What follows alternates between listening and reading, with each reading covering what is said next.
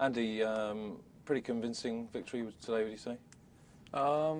Yeah, I mean there was some tough moments in the match. I went up early in the first set, 5-2, and the first set was relatively comfortable. Second set, stayed closer right up until the end of the set, and he played some good tennis, and it's my first match for a while, so I was happy to come through in straight sets.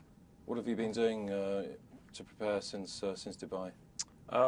I'd spent about 10 days back home in London, and then came out here. It was about 8 days ago, so came to get used to the conditions. It can be pretty windy here, and obviously a lot hotter than back home just now. So just got here, worked hard physically, and tried to get prepared as best as possible. You mentioned the wind. Obviously, that maybe contributed to last year's final result for you. But Yeah. you did very well in American hard courts this time last year. You must be looking to continue that. Yeah, I've always liked playing here.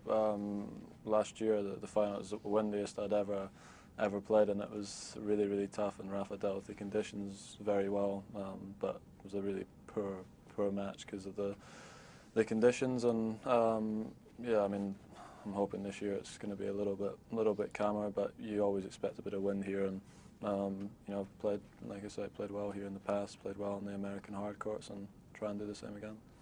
Obviously, you're going to take every single tournament you play in incredibly seriously, but you've made it quite clear as well, Grand Slams are now becoming your priority.